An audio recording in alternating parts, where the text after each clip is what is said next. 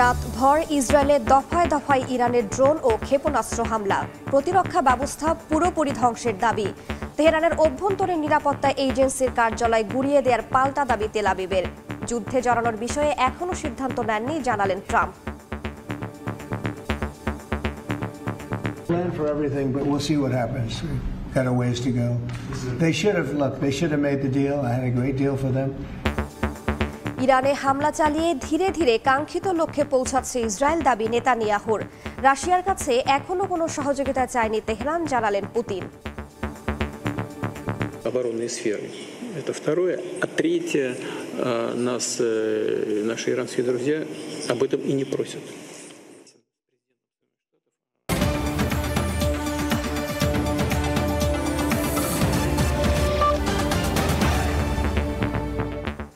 আন্তর্জাতিক সময়ের সঙ্গে আছি আমি রাইসা জান্নাত। সপ্তম দিনে গড়ালো ইরান ইসরায়েল সংঘাত। বুধবার রাতভর তেল আবিব লক্ষ্য করে ক্ষেপণাস্ত্র ও ড্রোন হামলা চালিয়েছে তেহরান। বিষয়টি নিশ্চিত করে হামলা প্রতিহতের দাবি করেছে নেতানিয়াহু বাহিনী। এদিকে আয়াতুল্লাহ আলী খামেনির সরাসরি যুদ্ধ শুরুর ঘোষণার পর ট্রাম্প বলেছেন, ইরানে হামলায় অংশ নেওয়ার প্রশ্নে এখনও কোনো সিদ্ধান্ত নেননি তিনি। ট্রাম্প দাবি করেন, শান্তি আলোচনার জন্য হোয়াইট হাউসে যাওয়ার ইঙ্গিত দিয়েছে ইরান। তবে মার্কিন প্রেসিডেন্টের এমন বক্তব্য নাকচ করে দিয়েছে তেহরান। ইসরায়েলি হামলায় ইরানে এ পর্যন্ত প্রাণ হারিয়েছেন 639 জন। পাল্টাপাল্টি হামলায় ইরান ইসরায়েল সংঘাত তুঙ্গে। বুধবার রাতেও দফায় দফায় ইসরায়েলের বিভিন্ন জায়গায় ক্ষেপণাস্ত্র ছুড়েছে ইরান। তেহরানের দাবি, হাইপারসনিক ক্ষেপণাস্ত্রগুলো ইসরায়েলের আকাশ প্রতিরক্ষা ব্যবস্থা ভেদ করে সফলভাবে আঘাত এনেছে। আইআরজিসির দাবি, তাদের হামলায় ইসরায়েলের প্রতিরক্ষা ব্যবস্থা পুরোপুরি ধ্বংস হয়েছে। এর আগে ইরানের বেশ কয়েকটি স্থাপনায় হামলার দাবি করে ইসরায়েল। আন্তর্জাতিক পরমাণু শক্তি সংস্থা জানায়, তেহরানের দুটি সেন্ট্রিফিউজ উৎপাদন কেন্দ্র ক্ষতিগ্রস্ত হয়েছে। ইরানের রকেট লঞ্চারগুলোতেও হামলার দাবি করে ইসরায়েল। নেতানিয়াহু প্রশাসনের দাবি, ইসরায়েলে এ পর্যন্ত 400 ব্যালিস্টিক ক্ষেপণাস্ত্র ও 1000 ড্রোন ছুড়েছে ইরান। ইসরায়েলের জনগণের উদ্দেশ্যে বুধবার ভাষণ দিয়েছেন বিনিয়ামিন নেতানিয়াহু। তিনি বলেন, ইরানে হামলার লক্ষ্য তাদের পরমাণু সক্ষমতা ও ব্যালিস্টিক ক্ষেপণাস্ত্র ভান্ডার গুড়িয়ে দেয়া। চলমান হামলার মাধ্যমে ধীরে ধীরে নিজেদের কাঙ্ক্ষিত লক্ষ্যে ইসরায়েল পৌঁছাচ্ছে বলেও দাবি করেন নেতানিয়াহু। ইসরায়েলের পক্ষে থাকায় ট্রাম্পকে ধন্যবাদ জানান তিনি। বুধবার জাতির উদ্দেশ্যে এক ভিডিও বার্তায় ইরান কখনো আত্মসমর্পণ করবে না বলে সাফ জানান আয়াতুল্লাহ আলী খামেনি। কারো চাপিয়ে দেয়া যুদ্ধও তেহরান মানবে না বলে হুঁশিয়ারি দেন ইরানের সর্বোচ্চ ধর্মীয় নেতা। ইরান কখনো আত্মসমর্পণ করবে না। যারা ইরানকে জানে, এই জাতির ইতিহাস জানে, তারা কখনো এই দেশের বিরুদ্ধে হুমকির ভাষায় কথা বলে না। আর আমেরিকানদের জানা উচিত, মার্কিন যে কোনো সামরিক হস্তক্ষেপ তাদের জন্য অপূরণীয় ক্ষতি ডেকে আনবে। ইসরায়েল ইরানে হামলা চালিয়ে যে ভুল করেছে, তার জন্য তাকে শাস্তি পেতেই হবে। এদিকে আয়াতুল্লাহ আলী খামেনির আত্মসমর্পণ প্রত্যাখ্যান করার সিদ্ধান্ত ভুল বলে মন্তব্য করেছেন মার্কিন প্রেসিডেন্ট ডোনাল্ড ট্রাম্প। বুধবার হোয়াইট হাউসে সাংবাদিকদের মুখোমুখি হয়ে ট্রাম্প বলেন, ইরান 60 দিন সময় পেয়েছিল, কিন্তু তারা ভুল সিদ্ধান্ত নিয়েছে। ইরানে ইসরায়েলের হামলায় যোগ দেবেন কিনা তা নিয়েও প্রশ্ন জিইয়ে রাখেন ট্রাম্প। মার্কিন প্রেসিডেন্ট বলেন, ইরানে হামলায় অংশ নেওয়া প্রশ্নে এখনো কোনো সিদ্ধান্ত নেননি। কি করব সে সম্পর্কে আমার কিছু ধারণা আছে, কিন্তু আমি এখনো চূড়ান্ত সিদ্ধান্ত নেইনি। ইরান কোনোভাবেই পারমাণবিক অস্ত্র পেতে পারে না। ধ্বংসযজ্ঞ অনেক বেশি হবে এবং তারা সেটা ব্যবহার করবে। আমার দৃষ্টিতে ব্যাপারটা খুবই সহজ, তারা পারমাণবিক অস্ত্র পেতে পারে না। ইরান ইস্যুতে মার্কিন প্রেসিডেন্ট যে সিদ্ধান্ত নেবেন তা বাস্তবায়নে যুক্তরাষ্ট্রের সেনারা প্রস্তুত আছে বলে জানিয়েছেন দেশটির প্রতিরক্ষা মন্ত্রী পিট হেগসেথ। বুধবার সিনেট আর্মড ফোর্সেস কমিটিতে দেয়া বক্তব্যে তিনি ইঙ্গিত দেন, কয়েকদিনের মধ্যেই ইরান ইসরায়েল সংঘাত ইস্যুতে যুক্তরাষ্ট্রের অবস্থান স্পষ্ট হবে। If and when those decisions are made, the department is prepared to execute. ইরানি কর্মকর্তারা হোয়াইট হাউসে বৈঠকের জন্য অনুরোধ জানিয়েছেন বলেও দাবি করেছেন মার্কিন প্রেসিডেন্ট ডোনাল্ড ট্রাম্প। তবে তার এমন মন্তব্য প্রত্যাখ্যান করেছে জাতিসংঘে ইরানের মিশন। এক বিবৃতিতে ট্রাম্পের এই দাবিকে মিথ্যা বলে মন্তব্য করেন তারা। ফারহাদ চৌধুরী, সময় সংবাদ। ইসরায়েলে হামলা চালানোকে প্রতিরক্ষামূলক পদক্ষেপ হিসেবে আখ্যা দিয়েছে ইরান। দেশটির পররাষ্ট্র মন্ত্রণালয়ের মুখপাত্র বলেছেন, তেহরান কেবল সামরিক স্থাপনাকে লক্ষ্যবস্তুতে পরিণত করছে, আর ইসরায়েল নিরীহদের ওপর হামলা চালাচ্ছে। ইরানের পক্ষ থেকে এখন পর্যন্ত কোনো সামরিক সহযোগিতা চাওয়া হয়নি বলে জানিয়েছেন রুশ প্রেসিডেন্ট ভ্লাদিমির পুতিন। চরম আকার ধারণ করেছে ইরান ইসরায়েল সংঘাত। পাল্টাপাল্টি হামলায় ক্ষয়ক্ষতি আর প্রাণহানি হচ্ছে দুপক্ষেরই। তবুও কেউ কাউকে এক চুলও ছাড় দিতে রাজি নয়। ইসরায়েলে চালানো হামলাকে প্রতিরক্ষামূলক পদক্ষেপ বলে আখ্যা দিয়েছে ইরান। দেশটির পররাষ্ট্র মন্ত্রণালয়ের মুখপাত্র বুধবার বলেছেন, ইরান শুধু সামরিক লক্ষ্যবস্তুকেই টার্গেট করেছে, উল্টো ইসরায়েলি নিরীহদের ওপর হামলা চালাচ্ছে বলেও দাবি তার। ফ্রান্স, যুক্তরাজ্য, জার্মানি ও ইইউর প্রতিনিধিদের সঙ্গে ফোনালাপ হয়েছে ইরানের পররাষ্ট্রমন্ত্রীর। আলোচনায় পরমাণু ইস্যুতে সমাধান খোঁজার কথা বলা হয়েছে তেহরানকে। বুধবার জার্মান পররাষ্ট্রমন্ত্রী জানান, পরমাণু কর্মসূচি নিয়ে আলোচনার জন্য প্রস্তুত আছে বার্লিন। তবে তারা প্রস্তাব দিয়েছেন, তেহরানকে প্রমাণ দিতে হবে যে তারা পরমাণু অস্ত্র চাইছে না। ইসরায়েলের সঙ্গে চলমান যুদ্ধে ইরান রাশিয়ার কাছে কোনো সহযোগিতা চায়নি বলে জানিয়েছেন রুশ প্রেসিডেন্ট ভ্লাদিমির পুতিন। স্থানীয় সময় বুধবার সেন্ট পিটার্সবার্গে গণমাধ্যম কর্মীদের সঙ্গে গোল টেবিল বৈঠকে এক প্রশ্নের জবাবে পুতিন বলেন, রাশিয়া কারো ওপর কোনো কিছু চাপিয়ে দিচ্ছে না। ইরানের কাছ থেকে এখন পর্যন্ত কোনো সহযোগিতা চাওয়া হয়নি। আমরা একসময় আমাদের ইরানি বন্ধুদেরকে বিমান প্রতিরক্ষা ব্যবস্থা নিয়ে যৌথভাবে কাজ করার প্রস্তাব দিয়েছিলাম। তখন তারা তেমন আগ্রহ দেখায়নি। আপনি যে কৌশলগত অংশীদারিত্ব চুক্তির কথা বলেছেন, সেখানে প্রতিরক্ষা খাত সংক্রান্ত কোনো ধারাই নেই। আমাদের ইরানি বন্ধুরা এখনো এ নিয়ে কিছুই চায়নি। এদিকে ইরান ইসরায়েল সংঘাত নিয়ে উদ্বেগ জানিয়েছেন জাতিসংঘ মহাসচিব আন্তোনিও গুতেরেস। বুধবার এক ব্রিফিংয়ে এ তথ্য জানিয়েছেন সংস্থাটির মুখপাত্র স্টিফেন ডুজারিক। তিনি বলেন, এই সংঘাত যেন আন্তর্জাতিক রূপ না নেয় তা নিশ্চিত করতে যা কিছু করা সম্ভব তাই করতে হবে। ইরানের পরমাণু কর্মসূচি ও আঞ্চলিক স্থিতিশীলতা নিয়ে উদ্বেগ দূর করার একমাত্র পথ কূটনীতি বলেও মন্তব্য করেন তিনি। রাইসা জান্নাত, সময় সংবাদ। যুক্তরাষ্ট্র নির্মিত ইসরায়েলের একের পর এক শক্তিশালী F-35 যুদ্ধবিমান ইরানের আকাশসীমায় ঢুকতেই ভূপাতিত করছে দেশটি। এছাড়া ইসরায়েল নির্মিত হারমিস ড্রোনও ইরানে গিয়ে অকার্যকর হয়ে পড়ছে। সব মিলিয়ে ইরানের একটাই স্পষ্ট বার্তা, আকাশসীমায় শত্রু প্রবেশেই কড়া জবাব দেবে তেহরানের আকাশ প্রতিরক্ষা ব্যবস্থা। দীর্ঘ এক বছরের পরিকল্পনার পর ইরানে সরাসরি হামলা চালায় দখলদার ইসরায়েল। এরপর পাল্টা হামলা চালায় ইরানও। এরই জেরে বেশ কয়েকদিন ধরে পাল্টাপাল্টি ক্ষেপণাস্ত্র ও ড্রোন হামলা চালাচ্ছে উভয় পক্ষই। এতে হতাহত হয়েছেন বহু মানুষ, ধ্বংস হয়েছে অনেক গুরুত্বপূর্ণ স্থাপনা। এই সংঘাতে ইরানে হামলা চালানোর জন্য ইসরায়েল ব্যবহার করেছে অত্যাধুনিক যুদ্ধবিমান, ড্রোন ও ক্ষেপণাস্ত্র।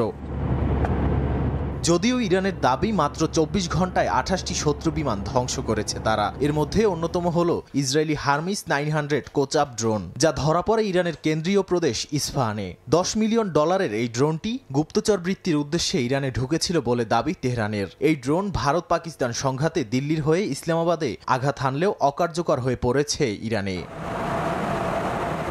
ড্রোনের পাশাপাশি অনেকটা অদৃশ্য বলেই পরিচিত যুক্তরাষ্ট্র নির্মিত F-35 স্টেলথ যুদ্ধবিমানও ইরানের ধরাছোঁয়ার বাইরে থাকেনি। ইরানের প্রেস টিভি বলছে, বেশ কয়েকটি ইসরায়েলি F-35 যুদ্ধবিমান ধ্বংস হয়েছে উত্তর পশ্চিম ইরানের তাবরিজের আকাশে। এর আগে নাতানস, কেরমানশাহ ও বান্দার আব্বাসের আকাশে গুলি করে নামানো হয়েছে 3টি। ইরান বলছে তাদের হাতে রয়েছে বাভার 373, খোরদাদ 15 ও রাশিয়ার S-300 এর সমন্বয়ে গড়া multi layer air defence system, যা স্টেলথ ফাইটার শনাক্তে সক্ষম। এছাড়াও ব্যবহার করছে long wave radar, optical tracking ও সিগন্যাল ট্রায়াঙ্গুলেশনের মতো প্রযুক্তিও। তেহরানের দাবি, দুজন ইসরায়েলি পাইলট এখন তাদের হেফাজতে রয়েছে, যদিও তা অস্বীকার করেছে ইসরায়েলি সেনাবাহিনী। তাদের দাবি এগুলো নিছক প্রোপাগান্ডা। তবে হারমিস ড্রোন ধ্বংসের ঘটনা স্বীকার করেছে ইসরায়েল। নাদিম মারজান, সময় সংবাদ। ইসরায়েল ইরান সংঘাতের মধ্যে আকাশপথ বন্ধ হয়ে যাওয়ায় বিপাকে ইসরায়েলের হাজারো বাসিন্দা। বিকল্প হিসেবে সাগর পথে সরিয়ে নেওয়া হচ্ছে বাসিন্দাদের। বুধবার সকালে প্রায় 1,500 যাত্রী নিয়ে ইসরায়েলি মালিকানাধীন একটি বিলাসবহুল ক্রুজ শিপ পৌঁছেছে সাইপ্রাসের লারনাকা বন্দরে। এদিকে প্রথম ফ্লাইটে দেশে ফিরলেন ইসরায়েলি নাগরিকরা। অপারেশন সেফ রিটার্ন নামে ইসরায়েলের পরিবহন মন্ত্রণালয়ের সমন্বয়ে চলছে এই উদ্ধার অভিযান। ইসরায়েলি বিলাসবহুল cruise ship MS Crown Iris ভিড়েছে সাইপ্রাসের উপকূলে। মঙ্গলবার ইসরায়েল ত্যাগ করা জাহাজটি বুধবার সকালে পৌঁছে যায় দেশটির লারনাকা বন্দরে। জাহাজটিতে রয়েছে প্রায় 1,500 যাত্রী, যাদের মধ্যে অধিকাংশই তরুণ তরুণী। বার্থরাইট ইসরায়েল কর্মসূচির আওতায় তারা ইসরায়েলে এসেছিলেন ঐতিহাসিক ও ধর্মীয় ভ্রমণে। যুদ্ধ শুরু হলে ইসরায়েলি পরিবহন মন্ত্রণালয়ের সহায়তায় দ্রুত তাদের সরিয়ে নেওয়ার ব্যবস্থা করা হয়। ইসরায়েল ইরান হামলা পাল্টা হামলার জেরে গেল 13 জুন থেকে বন্ধ রয়েছে ইসরায়েলের আকাশসীমা। রকেট, ড্রোন ও ক্ষেপণাস্ত্র হামলার হুমকির কারণে বাতিল হয়েছে শতাধিক ফ্লাইট, সেই সঙ্গে লাখো যাত্রী হয়ে পড়েছেন অনিরাপদ। বিকল্প রুট হিসেবে ইউরোপীয় ইউনিয়নের সবচেয়ে কাছের সদস্য দেশ সাইপ্রাস এখন হয়ে উঠেছে প্রধান আশ্রয়স্থল, যেখান থেকে তেল আবিবগামী ফ্লাইটে সাধারণত সময় লাগে মাত্র 50 মিনিট। সাগর পথে এ যাত্রার সময় প্রায় 15 ঘন্টা। 2 দফায় পারাপারের এই পরিকল্পনা করছে অপারেটর প্রতিষ্ঠান মানো মেরিটাইম। শুধু ইসরায়েল থেকে নয়, সাইপ্রাসে আটকা পড়া ইসরায়েলিরাও হাইফা বন্দরে ফিরবেন একই রুটে। এদিকে সাইপ্রাসের লারনাকা থেকে ইসরায়েলি বিমান সংস্থা এল আলের একটি ফ্লাইট বুধবার ভোরে ইসরায়েলের বেন গুরিয়ন বিমানবন্দরে অবতরণ করে। এটাই অপারেশন সেফ রিটার্নের প্রথম সফল ফ্লাইট। বিমানবন্দরে উপস্থিত ছিলেন ইসরায়েলের পরিবহন মন্ত্রী মিরি রেগেভ। এই উদ্ধার কার্যক্রমের আওতায় বিদেশে আটকে পড়া 50,000 ইসরায়েলিকে ফিরিয়ে আনার পরিকল্পনা রয়েছে। লারনাকা ছাড়াও অ্যাথেন্স, রোম, মিলান ও প্যারিস থেকেও উদ্ধার ফ্লাইট চালানো হবে বলে খবর পাওয়া গেছে। কাকুলি আখতার, সময় সংবাদ। খামেনি প্রশাসনের মুহুর্মুহু হামলায় ইসরায়েলের নিহতদের তথ্য গোপন করছে তেল আবিব। সম্প্রতি এমনটাই দাবি করেছে ইরান। স্বাধীন ও বিদেশি সূত্রের বরাতে ইরানি গণমাধ্যম তাসনিম নিউজ জানায়, ধারাবাহিকভাবে ইরানি ক্ষেপণাস্ত্রে ইসরায়েলের শত শত মানুষ হতাহত ও ক্ষয়ক্ষতির ঘটনা ঘটলেও তা গোপন করছে ইসরায়েলি কর্তৃপক্ষ। পাল্টাপাল্টি হামলায় উত্তপ্ত ইসরায়েল। ইরানের হতাহত ও ক্ষয়ক্ষতির খবর গণমাধ্যমে প্রকাশিত হলেও ইসরায়েল তা পরিকল্পিতভাবে গোপন করছে বলে দাবি করেছে ইরান। স্বাধীন ও বিদেশি সূত্রের বরাতে ইরানি গণমাধ্যম তাসনিম নিউজ জানায়, ধারাবাহিকভাবে ইরানি ক্ষেপণাস্ত্রে ইসরায়েলের শত শত মানুষ হতাহত ও ক্ষয়ক্ষতির ঘটনা ঘটলেও তা গোপন করছে ইসরায়েলি কর্তৃপক্ষ। ইসরায়েলি সরকারি দপ্তর ও নিরাপত্তা সংস্থা ইরানের পাল্টা হামলায় ক্ষয়ক্ষতি ও প্রাণহানির তথ্য প্রকাশ ঠেকাতে সর্বোচ্চ চেষ্টা চালাচ্ছে বলেও প্রতিবেদনে উল্লেখ করা হয়। দ্য ওয়াশিংটন পোস্ট জানিয়েছে, ইরানের পাল্টা ক্ষেপণাস্ত্র হামলা শুরুর পর থেকে অন্তত 1800 ইসরায়েলি আহত হয়েছে। পত্রিকাটি নিহতের সংখ্যা প্রকাশ না করলেও আঞ্চলিক সূত্র বলছে, মৃতের সংখ্যা কয়েকশো ছাড়িয়ে যেতে পারে। ইসরায়েলের সামরিক সেন্সর অফিস একাধিকবার ইরানি হামলার ছবি ও তথ্য প্রকাশে নিষেধাজ্ঞা জারি করে। দখলকৃত এলাকায় বসবাসরতদের এমন কিছু শেয়ার না করার নির্দেশ দেওয়া হয়েছে বলে জানা গেছে। ইরানের সাম্প্রতিক হামলায় তেল আবিব ও কুদস সহ একাধিক দখলকৃত শহরে আঘাত হানে। ব্যাপক ক্ষয়ক্ষতির খবর মিলেছে বলেও দাবি ইরানি গণমাধ্যমের। প্রতিবেদনে আরও বলা হয়, ইরানের অনেক ক্ষেপণাস্ত্রই ইসরায়েলি আকাশ প্রতিরক্ষা ব্যবস্থা ঠেকাতে ব্যর্থ হয়েছে। এমনকি প্রযুক্তিগত ত্রুটির কারণে কিছু প্রতিরক্ষামূলক ক্ষেপণাস্ত্র শহরের ওপরই আছড়ে পড়ে, যে কারণে ক্ষয়ক্ষতি আরও বেড়ে যায়। ইরানের 10ম দফার ক্ষেপণাস্ত্র হামলায় মঙ্গলবারও তেল আবিব এবং মদিন শহর থেকেও ভয়াবহ বিস্ফোরণে ব্যাপক ক্ষয়ক্ষতির খবর মিলেছে বলে জানিয়েছে গণমাধ্যম। নাদিম মারজান, সময় সংবাদ। ইরানি ব্যালিস্টিক ক্ষেপণাস্ত্র মোকাবিলায় এখনই সংকটে ইসরায়েল। ওয়াল স্ট্রিটের জার্নালের এক প্রতিবেদনে বলা হয়েছে, দেশটির প্রতিরক্ষা ব্যবস্থা অ্যারো ইন্টারসেপ্টর দ্রুত ফুরিয়ে আসছে। পরিস্থিতি আঁচ করার আগেই স্থলে, আকাশে ও সমুদ্রে সহায়তা বাড়িয়েছে যুক্তরাষ্ট্র। অপারেশন ট্রু প্রমিস 3 ঘোষণার পর ইসরায়েলকে লক্ষ্য করে শত শত ক্ষেপণাস্ত্র ছুঁড়েছে ইরান। তবে এর বেশিরভাগই আকাশ প্রতিরক্ষা ব্যবস্থা দিয়ে প্রতিহত করার দাবি করেছে ইসরায়েলি সেনাবাহিনী। তবে ইরানের মুহুর্মুহু ক্ষেপণাস্ত্রের মুখে আকাশ প্রতিরক্ষা সংকটে পড়েছে তেল আবিব। ওয়াল স্ট্রিট জার্নালের বরাতে কাতার ভিত্তিক সংবাদ মাধ্যম আল জাজিরা এক প্রতিবেদনে জানায়, ইসরায়েলের প্রতিরক্ষা ব্যবস্থায় ব্যবহৃত অ্যারো ইন্টারসেপ্টরের মজুদ উদ্বেগজনকভাবে কমে এসেছে। এ কারণে ইরানের ছোড়া দূরপাল্লার ব্যালিস্টিক ক্ষেপণাস্ত্র প্রতিহতে ইসরায়েলের সক্ষমতা কমে যেতে পারে। প্রতিবেদনে আরও বলা হয়, যুক্তরাষ্ট্র মাসখানেক ধরে এই বিষয়টি জানত এবং আগেভাগেই ব্যবস্থা নিতে শুরু করে তারা। এরই মধ্যে স্থলপথ, সমুদ্র এবং আকাশে প্রতিরক্ষা সহায়তা পৌঁছে দেওয়া হয়েছে ইসরায়েলে। এই সমন্বিত ব্যবস্থায় আক্রমণ প্রতিহত করার সক্ষমতা কিছুটা হলেও টিকিয়ে রাখতে চায় ওয়াশিংটন। অ্যারো ইন্টারসেপ্টরের সিস্টেম মূলত ইরানের মতো দেশের ছোড়া উচ্চ গতির ও উচ্চ মাত্রার ব্যালিস্টিক মিসাইল ধ্বংসে ব্যবহৃত হয়। প্রতিটি ইন্টারসেপ্টরের খরচ কয়েক মিলিয়ন ডলার এবং উৎপাদন প্রক্রিয়া অত্যন্ত সময় সাপেক্ষ, যে কারণে দীর্ঘমেয়াদী যুদ্ধ পরিস্থিতিতে এর ঘাটতি তৈরি হওয়া দেশটির জন্য হুমকি বলে মনে করছেন বিশেষজ্ঞরা। ইসরায়েলি সামরিক বাহিনী গোলাবারুদের মজুত নিয়ে কোনো মন্তব্য করতে রাজি হয়নি। তবে পরিস্থিতি বিশ্লেষণে বোঝা যায় যুদ্ধ দীর্ঘ হলে অস্ত্র ভাণ্ডারের ঘাটতি আরও প্রকট হতে পারে। আমিরুল ইসলাম আলিফ, সময় সংবাদ। আন্তর্জাতিক সময় আরও থাকছে।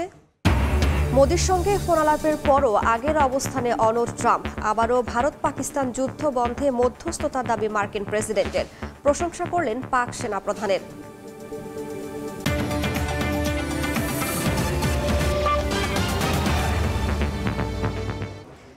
ইরানের গভীর পাহাড়ের নিচে গোপন এক পারমাণবিক কারখানা, যেটি এতটাই সুরক্ষিত যে বিশ্বের কোনো প্রচলিত বোমা সেখান অবধি পৌঁছাতে পারে না।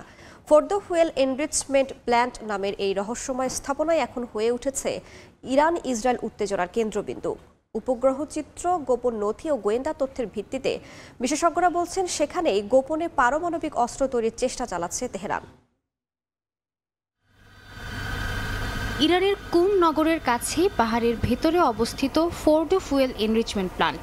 সাম্প্রতিক স্যাটেলাইট চিত্রে দেখা যায় 5টি টানেল, বিস্তৃত নিরাপত্তা বেষ্টনী ও একটি বিশাল সাপোর্ট স্ট্রাকচার, কিন্তু এগুলোই কেবল দৃশ্যমান। 2009 সালে এই কেন্দ্রের অস্তিত্ব ফাঁস হওয়ার পর থেকেই এটি ঘিরে রয়েছে নানা জল্পনা কল্পনা। ইসরায়েলি গোয়েন্দাদের হাতে চুরি হওয়া অসংখ্য ইরানি নথিতে দাবি করা হয় 80 থেকে 90 মিটার মাটির নিচে গড়ে তোলা এই কেন্দ্রের মূল লক্ষ্য হচ্ছে উচ্চমাত্রায় সমৃদ্ধ ইউরেনিয়াম তৈরি, যা সরাসরি পরমাণু অস্ত্র নির্মাণে ব্যবহারযোগ্য। 2002 সাল থেকেই এই কেন্দ্রের নির্মাণ কাজ চলছিল বলে জানিয়েছে IAEA। 2009 সালে মার্কিন প্রেসিডেন্ট বারাক ওবামা, ফ্রান্সের সার্কোজি ও ব্রিটিশ প্রধানমন্ত্রী ব্রাউন একযোগে এই কেন্দ্রের অস্তিত্ব বিশ্ববাসীর সামনে আনেন। একই সময় তেহরান দাবি করে এটি নাতাঞ্জ পারমাণবিক স্থাপনার বিকল্প হিসেবে তৈরি করা হচ্ছে। নিরাপত্তার জন্যই এটি ভূগর্ভস্থ। 3000 সেন্ট্রিফিউজ ধারণ ক্ষমতা সম্পন্ন এই কেন্দ্রে 2015 সালের পারমাণবিক চুক্তি অনুযায়ী কার্যক্রম বন্ধ হয়েছিল, কিন্তু ট্রাম্প প্রশাসন চুক্তি থেকে সরে যাওয়ার পরই সবকিছু আবার ঘুরে দাঁড়ায়। 2018 সালে ইসরায়েলি প্রধানমন্ত্রী বিনিয়ামিন নেতানিয়াহু ইরান পারমাণবিক আর্কাইভ নামে পরিচিত 55,000-এর বেশি গোপন নথিপত্র প্রকাশ করেন, যেখানে বিস্তারিত নকশা ও পরিকল্পনা ছিল ফোর্ডো কেন্দ্রকে ঘিরে। এই দলিল অনুযায়ী প্রতি বছর অন্তত 1 থেকে 2টি পারমাণবিক বোমা তৈরির জন্য প্রয়োজনীয় মাত্রার ইউরেনিয়াম উৎপাদনের পরিকল্পনা ছিল ইরানের। আন্তর্জাতিক পরমাণু সংস্থা IAEA এর সর্বশেষ প্রতিবেদনে বলা হয় সেখানে এখন রয়েছে 2700 সেন্ট্রিফিউজ এবং 60% সমৃদ্ধ ইউরেনিয়ামের মজুদ, যা অস্ত্র ব্যবহারের মাত্রার প্রায় কাছাকাছি। ISIS থিঙ্ক ট্যাঙ্কের হিসাব মতে ফোর্ডো প্ল্যান্টে মজুদ ইউরেনিয়াম 3 সপ্তাহে অস্ত্রের উপযোগী করে তোলা সম্ভব, যেখানে তৈরি করা যাবে অন্তত 9টি বোমা। সাদিয়া তাসনিম, সময় সংবাদ। ইরানের সঙ্গে যুদ্ধে জড়িয়ে অর্থনৈতিক সংকটের মুখে ইসরায়েল। শুধুমাত্র ক্ষেপণাস্ত্র প্রতিরক্ষা ব্যবস্থায় প্রতি রাতে ইসরায়েলের খরচ প্রায় 28 কোটি 55 লাখ মার্কিন ডলার। যুদ্ধের প্রথম 48 ঘণ্টাতেই খরচ হয়েছে প্রায় 150 কোটি ডলার। সামরিক বিশ্লেষকরা বলছেন যুদ্ধের মারাত্মক প্রভাব পড়তে পারে ইসরায়েলের অর্থনীতিতে। ইসরায়েলের সংবাদ মাধ্যম দ্য মার্কারের তথ্য অনুযায়ী ইরানের হামলা ঠেকাতে প্রতি রাতেই দেশটি ব্যয় করছে 28 কোটি 50 লাখ ডলার। শুধু ক্ষেপণাস্ত্র প্রতিরক্ষায় এই বিপুল পরিমাণ অর্থ খরচ করতে হচ্ছে দেশটিকে। আকাশে চালিত প্রতিটি ইন্টারসেপ্টর ক্ষেপণাস্ত্রের দাম কয়েক লাখ ডলার, যা দিনে দিনে চরম ব্যয়বহুল করে তুলছে এই যুদ্ধ।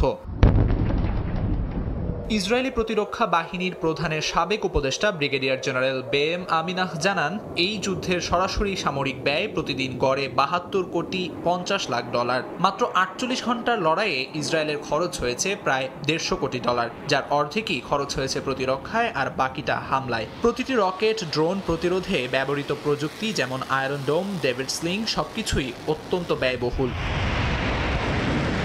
অর্থনীতিবিদরা বলছেন যুদ্ধ যত দীর্ঘায়িত হচ্ছে ততই ভেঙে পড়ছে ইসরায়েলের বাজেট কাঠামো। প্রতিদিনের শত শত মিলিয়ন ডলারের ব্যয় জনগণের ওপর চাপ বাড়াবে। বিশেষ করে বাজেট ঘাটতি ও মুদ্রাস্ফীতির মুখে দেশটির অর্থনীতিতে এর মারাত্মক প্রভাব পড়বে বলে মত বিশেষজ্ঞদের। আমিরুল ইসলাম আলিফ, সময় সংবাদ। গাজায় ইসরায়েলি বর্বরতায় একদিনে প্রাণ গেল আরও 144 ফিলিস্তিনের। নিহতদের অনেকেই মানবিক সহায়তা নিতে জড়ো হয়েছিলেন। বুধবার উপত্যকার বিভিন্ন শরণার্থী ক্যাম্পেও গুলি চালিয়েছে নেতানিয়াহু সেনারা। গাজার স্বাস্থ্য মন্ত্রণালয় বলছে হাসপাতালগুলোতে মাত্র 3 দিনের জ্বালানি মজুদ আছে। নেটজারিম করিডোরের সামনের সড়কে বুধবার চালানো হামলায় নিহত হয়েছেন অনেকে। একই দিন গাজা জুড়ে ব্যাপক হামলা চালায় ইসরায়েলি সেনারা। দক্ষিণাঞ্চলের আল মাওয়াসি ক্যাম্পে শরণার্থী তাঁবুতে হামলায় প্রাণ হারিয়েছেন নারী ও শিশুসহ কয়েকজন। জেইতুন ও মাজাজি ক্যাম্পে বিমান হামলায় একই পরিবারের সদস্যসহ নিহত হয়েছেন আরও অনেকে। গাজার স্বাস্থ্য মন্ত্রণালয় জানিয়েছে, যুদ্ধ শুরুর পর থেকে এ পর্যন্ত ৫৫,০০০-এর বেশি ফিলিস্তিনি নিহত হয়েছেন। গুরুতর জ্বালানি সংকটে ভুগছে হাসপাতালগুলো। মাত্র ৩ দিনের জ্বালানি মজুদ অবশিষ্ট আছে বলে সতর্ক করেছে মন্ত্রণালয়। তাদের অভিযোগ, রেড জোনের অজুহাতে জাতিসংঘ সহ আন্তর্জাতিক সংস্থাগুলোকে বাধা দেয়া হচ্ছে হাসপাতালগুলোতে জ্বালানি পৌঁছাতে। গাজায় মানবিক সহায়তা বিতরণ কার্যক্রম ঘিরে সহিংসতা ও প্রাণহানি বেড়েই চলেছে। হামাসের অভিযোগ, এই বিতরণ ব্যবস্থা মূলত ইসরায়েলের সামরিক লক্ষ্য বাস্তবায়নে ব্যবহৃত হচ্ছে। জাতিসংঘ ও অন্যান্য মানবিক সংস্থা এরই মধ্যে এতে অংশ নিতে অস্বীকৃতি জানিয়েছে। আর ইসরায়েল প্রতিদিনকার এই হত্যাকাণ্ডকে নিরাপত্তা হুমকি প্রতিহত করার অজুহাত হিসেবে দাঁড় করাচ্ছে। ফরহাদ চৌধুরী, সময় সংবাদ। নরেন্দ্র মোদীর সঙ্গে ফোনালাপের পর আবারও ভারত পাকিস্তান যুদ্ধ বন্ধে মধ্যস্থতা দাবি করেছেন ট্রাম্প। ভারতের পররাষ্ট্র সচিব বিক্রম মিশ্রি জানান, পাকিস্তানের অনুরোধেই দুই দেশের সামরিক চ্যানেলে যোগাযোগের মাধ্যমে মধ্যস্থতা হয়েছে, এমনটা ট্রাম্পকে স্পষ্ট জানিয়েছেন মোদী। তবে মোদীর সঙ্গে ফোনালাপের পর ট্রাম্প বলেছেন তিনি ভারত পাকিস্তান যুদ্ধ বন্ধ করেছেন। পাকিস্তানের সেনাপ্রধান আসিম মুনির ও ভারতের প্রধানমন্ত্রী যুদ্ধ বন্ধে প্রভাব রেখেছেন বলেও মন্তব্য করেন ট্রাম্প। গত ২২ এপ্রিল জম্মু কাশ্মীরের পেহেলগামে পর্যটকদের উপর সন্ত্রাসী হামলার জেরে উত্তপ্ত হয়ে ওঠে ভারত পাকিস্তান সম্পর্ক। টানা ৪ দিন সংঘাতের পর ১০ মে কার্যকর হয় যুদ্ধবিরতি। এরপর থেকেই ভারত পাকিস্তান সংঘাত বন্ধে মধ্যস্থতার দাবি করে আসছিলেন মার্কিন প্রেসিডেন্ট ডোনাল্ড ট্রাম্প, যদিও ভারত কয়েকবার তা অস্বীকার করেছে। এবার খোদ ভারতের প্রধানমন্ত্রী নরেন্দ্র মোদী ট্রাম্পকে ফোন দিয়ে জানিয়েছেন, দুই দেশের সেনাবাহিনীর সরাসরি আলোচনার মাধ্যমেই থেমেছে সংঘাত। বুধবার এক বিবৃতিতে ভারতের পররাষ্ট্র সচিব বিক্রম মিশ্রি বলেন, নরেন্দ্র মোদী ডোনাল্ড ট্রাম্পকে ফোনে বলেছেন, ওই সময়ে পাকিস্তানের সঙ্গে সংঘাত কিংবা ভারত যুক্তরাষ্ট্র বাণিজ্য ইস্যুতে মার্কিন কোনো পক্ষের সঙ্গে ভারতের কোনো ধরনের আলাপই হয়নি। যুদ্ধবিরতির আলোচনাগুলো হয়েছে ভারত ও পাকিস্তানের বিদ্যমান সামরিক যোগাযোগ চ্যানেলের মাধ্যমে এবং পাকিস্তানের অনুরোধেই তা শুরু হয়। মোদী ট্রাম্পকে স্পষ্ট করে জানান, অতীতেও ভারত কখনো মধ্যস্থতা মেনে নেয়নি এবং ভবিষ্যতেও নেবে না। তবে ভারতের প্রধানমন্ত্রীর সঙ্গে ৩৫ মিনিটের ফোনালাপের পরও সংঘাত বন্ধের বিষয়ে নিজের আগের অবস্থানেই আছেন মার্কিন প্রেসিডেন্ট। বুধবার ট্রাম্প আবারও দাবি করেছেন তিনি ভারত পাকিস্তান যুদ্ধ বন্ধ করেছেন। হোয়াইট হাউসের সাংবাদিকদের সঙ্গে আলাপকালে মার্কিন প্রেসিডেন্ট বলেন, পাকিস্তানের সেনাপ্রধান আসিম মুনির ও ভারতের প্রধানমন্ত্রী যুদ্ধ বন্ধে প্রভাব রেখেছেন। ফরহাদ চৌধুরী, সময় সংবাদ। আন্তর্জাতিক সময় আরও থাকছে। যুক্তরাষ্ট্রে শুরু হচ্ছে প্রবাসী বাংলাদেশিদের ভোটার নিবন্ধন কার্যক্রম। দেশীয় পণ্যের ওপর শুল্ক কমানো, দাতা গোষ্ঠীর ঋণ পাওয়া নিয়েও চলছে কাজ, জানালেন কনসাল জেনারেল। দুর্নীতির দায়ে ৬ বছরের কারাদণ্ড চূড়ান্ত হওয়ার পর গৃহবন্দী হলেন আর্জেন্টিনার সাবেক প্রেসিডেন্ট ক্রিস্টিনা কির্চনার। সুপ্রিম কোর্টের রায়ের পর মঙ্গলবার বিচারক জানান সাজা কার্যকর হবে তাৎক্ষণিকভাবে, তবে বয়স বিবেচনায় গৃহবন্দী করা হবে তাকে। এদিকে রাজনৈতিক ষড়যন্ত্রের অভিযোগ তুলে এখনও নিজেকে নির্দোষ দাবি করছেন কির্চনার। ক্রিস্টিনা কির্চনার আর্জেন্টিনার ইতিহাসে অন্যতম প্রভাবশালী এই রাজনীতিক ২০০৭ থেকে ২০১৫ পর্যন্ত দেশটির প্রেসিডেন্টের দায়িত্ব পালন করেন। ২০২২ সালে রাষ্ট্রীয় প্রকল্পে দুর্নীতির অভিযোগে ৬ বছরের কারাদণ্ড হয় তার। অভিযোগ, প্যাটাগোনিয়ার সরকারি কাজের বরাদ্দ নিজ প্রভাব খাটিয়ে ঘনিষ্ঠ মিত্রের কোম্পানিকে পাইয়ে দেন তিনি। গত সপ্তাহে দেশটির সুপ্রিম কোর্ট সেই দণ্ড বহাল রাখে। সেই সঙ্গে আজীবনের জন্য রাজনীতি থেকে নিষিদ্ধ করা হয় কির্চনারকে। তবে নিজেকে নির্দোষ দাবি করে আসছেন তিনি, জানান এটি রাজনৈতিক ষড়যন্ত্র। আদালতের আদেশ অনুযায়ী বয়স বিবেচনায় জেলে যেতে হচ্ছে না তাকে, বরং গৃহবন্দী করা হবে সাবেক এই প্রেসিডেন্টকে। সেই সঙ্গে সার্বক্ষণিক ইলেকট্রনিক ট্যাগ পড়ারও নির্দেশ দেন সুপ্রিম কোর্ট। ৪৮ কার্যদিবসের মধ্যে অনুমোদিত স্বজন ও স্বাস্থ্যকর্মীদের তালিকা দেওয়ারও নির্দেশ দেওয়া হয়েছে। অন্য কেউ দেখা করতে চাইলে লাগবে আদালতের অনুমতি। এদিকে কির্চনারের মুক্তির দাবিতে রাস্তায় নেমেছেন হাজারো সমর্থক। বুয়েন্স আইরেসে জড়ো হয়ে বিক্ষোভ করেছেন তারা। স্লোগানে মুখর করে তুলেছেন শহরের রাজপথ। বিক্ষোভকারীদের দাবি, কির্চনারের মুক্তি না হওয়া পর্যন্ত লড়াই চালিয়ে যাবেন তারা। জানান কির্চনারের জন্য জীবন দিতেও প্রস্তুত। আমিরুল ইসলাম আলিফ, সময় সংবাদ। শতাব্দীর সবচেয়ে ভয়াবহ বন্যার মুখোমুখি চীনের দক্ষিণাঞ্চলের গুয়াংডং প্রদেশ। টাইফুন উটিপের প্রভাবে টানা বর্ষণে ডুবে গেছে বাড়িঘর, ধসে পড়েছে সড়ক, বিচ্ছিন্ন হয়ে পড়েছে বিদ্যুৎ সংযোগ। কর্তৃপক্ষ জানায় স্থানীয় সময় বুধবার বন্যার কারণে ক্ষতিগ্রস্ত হয়েছে প্রদেশটির 1,80,000 বাসিন্দা। এরই মধ্যে উদ্ধার করা হয়েছে 68,000-এরও বেশি মানুষকে। ব্যবসায়িক ক্ষতির মুখে পড়েছেন অনেকে। এদিকে প্রাদেশিক ও স্থানীয় পর্যায়ে 10,000-এরও বেশি উদ্ধারকর্মী মোতায়েন করা হয়েছে, যারা ধ্বংসাবশেষ পরিষ্কার, সড়ক মেরামত ও গুরুত্বপূর্ণ অবকাঠামো পুনঃস্থাপনের কাজে নিয়োজিত রয়েছেন বলে জানা গেছে।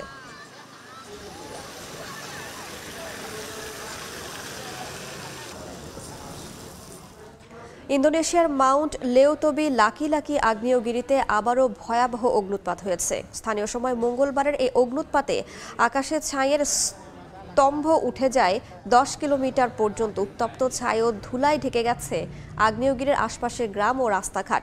বাসিন্দারা জানান, হঠাৎ করেই চারপাশ লাল ধোঁয়ায় আচ্ছন্ন হয়ে পড়ে। সতর্কতা স্তর সর্বোচ্চ পর্যায়ে উন্নীত করেছে স্থানীয় কর্তৃপক্ষ। ভারী বৃষ্টি হলে লাভা বিস্ফোরণ হতে পারে বলেও আশঙ্কা করা হচ্ছে। আগ্নেয়গিরিটিতে গেল মাসেও অগ্নুৎপাত হয়েছিল।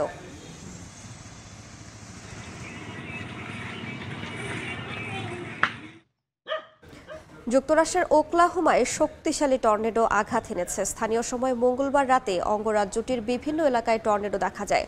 ঝড়ের সঙ্গে ছিল প্রবল বজ্রপাত ও ভারী বৃষ্টি। অঞ্চল জুড়ে সতর্কবার্তা জারি করেছে যুক্তরাষ্ট্রের আবহাওয়া দপ্তর। আশঙ্কা রয়েছে শক্তিশালী বাতাস ও আরও টর্নেডোর। বাসিন্দাদের নিরাপদ স্থানে সরে যাওয়ার পরামর্শ দিয়েছে স্থানীয় প্রশাসন।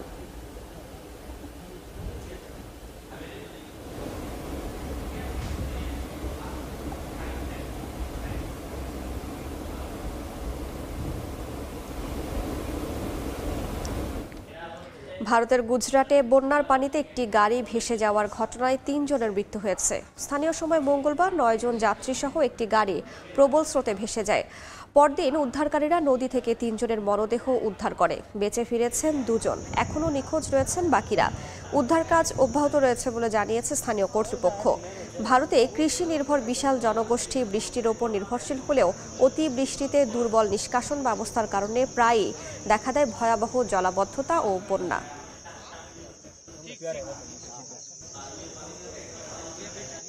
শিগগিরই যুক্তরাষ্ট্রে বাংলাদেশি প্রবাসীদের ভোটার হিসেবে নিবন্ধনের কার্যক্রম শুরু হচ্ছে। এরই মধ্যে সম্মিলিতভাবে কাজ শুরু করেছে নির্বাচন কমিশন, পররাষ্ট্র মন্ত্রণালয় ও বাংলাদেশ দূতাবাস। নিউ ইয়র্কে সদ্য নিয়োগপ্রাপ্ত কনসাল জেনারেল মোহাম্মদ মোজাম্মেল হক এবং ওয়াশিংটনে প্রেস মিনিস্টার গোলাম মর্তুজার সঙ্গে সাংবাদিকদের পরিচিতিমূলক সভায় আরও জানানো হয়, যুক্তরাষ্ট্রে প্রবাসীদের সেবার মান আগের চেয়ে বেড়েছে। নিউ ইয়র্ক থেকে হাসানুজ্জামান সাকির রিপোর্ট। বাংলাদেশে অভ্যুত্থান পরবর্তী সময়ে ইউনূস সরকার দায়িত্ব নেয়ার পর যুক্তরাষ্ট্রে কূটনৈতিক মিশনগুলোতে পরিবর্তনের হাওয়া লাগে। নিউ ইয়র্কে কনসাল জেনারেল হিসেবে দায়িত্ব নেন পেশাদার কূটনীতিক মোহাম্মদ মোজাম্মেল হক। ওয়াশিংটনে বাংলাদেশ দূতাবাসে প্রেস মিনিস্টার হিসেবে যোগ দেন সাংবাদিক গোলাম মর্তুজা। মঙ্গলবার নিউ ইয়র্কে কনসুলেট অফিসে পরিচিতি সভায় সাংবাদিকদের মুখোমুখি হন তারা। কনসাল জেনারেল বলেন, শিগগিরই যুক্তরাষ্ট্রে বাংলাদেশি প্রবাসীদের ভোটার নিবন্ধন কার্যক্রম শুরু হবে, দেয়া হবে জাতীয় পরিচয়পত্র। খুব শীঘ্রই আমাদের এখান থেকে এনআইডি কার্যক্রমটা শুরু হবে। তবে ভোট দিতে পারবে কি পারবে না এটা বোধহয় এখনো পুরোপুরি সিদ্ধান্ত হয়নি, একটা নির্দেশনা আমরা পেয়ে যাব। ওয়াশিংটনে বাংলাদেশের প্রেস মিনিস্টার বলেন, যুক্তরাষ্ট্রের প্রবাসীদের কনসুলেট সেবার মান আগের চেয়ে বেড়েছে। বাংলাদেশি পণ্যের উপর শুল্ক কমানো, বিশ্বব্যাংক ও IMF এর ঋণ এবং অর্থায়নের ইস্যুগুলো নিয়েও কূটনীতিকরা কাজ করছেন জোরালোভাবে। যুক্তরাষ্ট্রের সরকারের সঙ্গে বাংলাদেশ সরকারের যে সম্পর্ক, সেই সম্পর্ক যে সমস্ত জায়গাতে এগিয়ে নেওয়া দরকার সেই জায়গাটিতে কাজ করা, এবং সেই কাজগুলো খুব যোগ্যতার সঙ্গে করে যাওয়া হচ্ছে। অনুষ্ঠানে প্রবাসীদের স্বার্থ সংশ্লিষ্ট বিষয়ে সাংবাদিকদের বিভিন্ন প্রশ্নের উত্তর দেন কনসাল জেনারেল ও প্রেস মিনিস্টার। এর আগে সবার শুরুতে জুলাই গণ অভ্যুত্থানে নিহতদের গভীর শ্রদ্ধার সাথে স্মরণ করা হয়। এই সময়টাতে বাংলাদেশ হাসানুজ্জামান সাকি, সময় সংবাদ, নিউ ইয়র্ক। নির্বাচনে জয়ের 1 মাস পর পর্তুগালে আনুষ্ঠানিকভাবে ক্ষমতা গ্রহণ করল মধ্য ডানপন্থী হিসেবে পরিচিত ডেমোক্রেটিক অ্যালায়েন্স। নতুন সরকারের পদক্ষেপে জায়গা পাচ্ছে মধ্যবিত্তের জন্য কর কমানো, বাজেটে উদ্বৃত্ত ও অভিবাসনের মতো গুরুত্বপূর্ণ বিষয়। তারিকুল হাসান আশিকের রিপোর্টে বিস্তারিত। পর্তুগালের রাজনীতিতে বুধবার ছিল একটি গুরুত্বপূর্ণ দিন। নির্বাচনে জয়ের 1 মাস পর আনুষ্ঠানিকভাবে ক্ষমতা গ্রহণ করল মধ্য ডানপন্থী ডেমোক্রেটিক অ্যালায়েন্স। লুইস মন্টিনেগ্রোর নেতৃত্বাধীন সরকার তাদের কর্মসূচিতে মধ্যবিত্ত এবং কোম্পানিগুলোর জন্য কর কমানো, বাজেটে উদ্বৃত্ত বজায় রাখা এবং অভিবাসনের মতো গুরুত্বপূর্ণ বিষয়গুলোতে বিরোধী দলের সঙ্গে সংলাপ চালানোর প্রতিশ্রুতি দিয়েছে। যদিও সরকারের কর্মসূচিতে কর্মীদের স্বার্থ সুরক্ষিত হয়নি এমন অভিযোগ তুলে অনাস্থা জানিয়েছে মাত্র 3টি আসন পাওয়া দল কমিউনিস্ট পার্টি। তবে সরকারকে সহযোগিতা করতে এই অনাস্থা প্রস্তাবের বিপক্ষে ভোট দেওয়ার কথা জানিয়েছে প্রধান বিরোধী দল সেগা ও সোশ্যালিস্ট পার্টি। নতুন সরকারের মন্ত্রিসভায়ও তেমন কোনো পরিবর্তন আনা হচ্ছে না বলে জানানো হয়েছে সরকারের পক্ষ থেকে। এবার আসন বেশি পেলেও সংখ্যাগরিষ্ঠ সরকার গঠিত না হওয়ায় 2026 সালে বাজেট প্রণয়নে স্থিতিশীলতা বজায় রাখতে বিরোধী দলগুলোর সহযোগিতা কামনা করেছেন প্রধানমন্ত্রী লুইস মন্টিনেগ্রো। এছাড়া আগামী বছর জানুয়ারিতে প্রেসিডেন্ট নির্বাচন সামনে রেখে রাজনৈতিক দলগুলো দায়িত্বশীল আচরণ করবে বলেও আশা প্রকাশ করেছেন তিনি। প্রধান বিরোধী দল সেগার চাপে এবারও অভিবাসন ইস্যুকে প্রাধান্য দিচ্ছে সরকার। অভিবাসন ইস্যুতে সেগার প্রস্তাব বা সরকারের নানা পরিকল্পনায় অস্বস্তিতে রয়েছেন দেশটিতে বসবাসরত অভিবাসীরা। তারিকুল হাসান আশিক, সময় সংবাদ, লিসবন, পর্তুগাল। আবারও ইরান ইসরায়েল সংঘাত প্রসঙ্গ। ইরানে ইসরায়েলি হামলার প্রতিবাদে যুক্তরাষ্ট্রের ওয়াশিংটন ডিসিতে বিক্ষোভ হয়েছে। হোয়াইট হাউসের সামনে যুদ্ধবিরোধী বিক্ষোভে ফুঁসে ওঠেন তরুণরা। অবিলম্বে ইরান, যুক্তরাষ্ট্র ও ইসরায়েলের আগ্রাসন বন্ধের দাবি জানান তারা। এ সময় ইসরায়েলপন্থীরা বিক্ষোভকারীদের বাধা দিলে উত্তপ্ত পরিস্থিতির সৃষ্টি হয়। স্থানীয় সময় বুধবার যুক্তরাষ্ট্রের ওয়াশিংটনে হোয়াইট হাউসের সামনে জড়ো হন শতাধিক বিক্ষোভকারী। রাস্তায় ইরানি পতাকা ও হাতে প্লেকার্ড নিয়ে ইরানে ইসরায়েলি আগ্রাসনের তীব্র প্রতিবাদ জানান। ইসরায়েল ও যুক্তরাষ্ট্রের আগ্রাসন বন্ধের স্লোগানে মুখর হয়ে ওঠে ওয়াশিংটনের রাজপথ। বিক্ষোভকারীদের অভিযোগ, ইসরায়েল যে অস্ত্রের অজুহাতে হামলা করছে সেটির অস্তিত্বেরই কোনো প্রমাণ নেই। বিক্ষোভে পাল্টা অবস্থান নেন ইসরায়েলপন্থীরাও। ভিড়ের মধ্যে কয়েকজন ইসরায়েলি পতাকা ওড়ালে উত্তেজনা ছড়িয়ে পড়ে স্থানটিতে। পরে পুলিশ এসে দুপক্ষের মধ্যে বাকবিতণ্ডা থামায়। প্রতিবাদে অংশ নেন অর্থোডক্স ইহুদিরাও। ইরানে জায়োনিস্ট হামলার নিন্দা জানান তারা। আমি শান্তির পক্ষে। আমি জানি না তারা কি করছে। সরকার প্রধানরা সবচেয়ে খারাপ কাজগুলোই করছে। টানা 7ম দিনের মতো ইরান ইসরায়েল সংঘাতে হতাহত হয়েছেন 2 দেশের বহু মানুষ। ইসরায়েলি হামলায় ইরানে এখন পর্যন্ত নিহত হয়েছেন অন্তত 639 জন, যার বেশিরভাগই বেসামরিক। অন্যদিকে ইরানি ক্ষেপণাস্ত্রে ইসরায়েলে এখন পর্যন্ত প্রাণ হারিয়েছেন 24 জন। নিহতদের সবাই সাধারণ মানুষ বলে দাবি তেল আবিবের। কাকুলি আখতার, সময় সংবাদ। অস্ট্রেলিয়ার সিডনিতে বাংলাদেশি শিক্ষার্থীদের জন্য আয়োজন করা হয়েছে ব্যতিক্রমী ঈদ আনন্দ আড্ডা। মূলত অস্ট্রেলিয়ায় নতুন যাওয়া শিক্ষার্থীদের সঙ্গে ঈদের আনন্দ ভাগাভাগি করতেই প্রবাসী বাংলাদেশিদের এই উন্মুক্ত আয়োজন। অস্ট্রেলিয়া থেকে এস.এম. আমিনুল রুবেলের রিপোর্ট। উচ্চশিক্ষার জন্য বাংলাদেশি শিক্ষার্থীদের প্রথম পছন্দ অস্ট্রেলিয়া। করোনা মহামারী পরবর্তী দেশটিতে অন্তত 30,000 বাংলাদেশি শিক্ষার্থী অস্ট্রেলিয়ায় পড়তে এসেছেন। প্রতি বছর ঈদ মৌসুমে বাংলাদেশি শিক্ষার্থীদের জন্য প্রবাসীরা আয়োজন করে ব্যতিক্রমধর্মী ঈদ আনন্দ আড্ডার। এবারের ঈদের পরও এর ব্যতিক্রম হয়নি। এবছর সিডনিতে একাধিক ঈদ পুনর্মিলনীর আয়োজন করা হয়। সিডনির মিন্টো ও ল্যাকাম্বায় আয়োজিত ঈদ উৎসবে প্রবল শীত উপেক্ষা করে দূর দূরান্ত থেকে বিপুল সংখ্যক বাংলাদেশি শিক্ষার্থী ও পরিজন নিয়ে প্রবাসী বাংলাদেশিরা অংশগ্রহণ করেন। পরিবার ছাড়া ব্যাচেলর জীবন যাপনে অভ্যস্ত শিক্ষার্থীদের জন্য পরিবেশন করা হয় দেশীয় স্বাদের খিচুড়ি, পোলাও, মাংস সহ নানান মুখরোচক খাবার। স্থানীয় শিল্পীদের পরিবেশনায় চলে গানের আড্ডা। আয়োজকরা জানান, পরিবার ছেড়ে আসা বাংলাদেশি শিক্ষার্থীদের একাকিত্ব ঘোচাতে ও স্থানীয় প্রবাসীদের সঙ্গে আনন্দ আড্ডায় ঈদ উদযাপন করার সুযোগ করে দিতেই তাদের এই আয়োজন। এস.এম. আমিনুল রুবেল, সময় সংবাদ, অস্ট্রেলিয়া। আন্তর্জাতিক সময়ের শীর্ষ সংবাদ জানিয়ে দিচ্ছি আরও একবার। ইসরায়েলের রাতভর ইরানের ড্রোন ও ক্ষেপণাস্ত্র হামলা, প্রতিরক্ষা ব্যবস্থা পুরোপুরি ধ্বংসের দাবি। তেহরানের পুলিশ কার্যালয় গুড়িয়ে দেওয়ার পাল্টা দাবি তেল আবিবের। Plan for everything, but we'll see what happens. We've got a ways to go.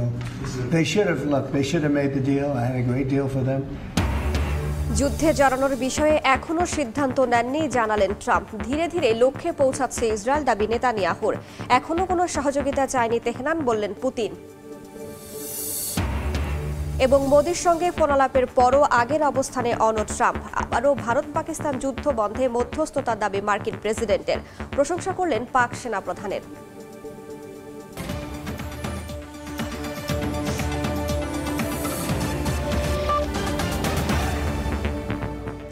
এই ছিল আন্তর্জাতিক সময়ের, সঙ্গেই থাকুন সময়ের।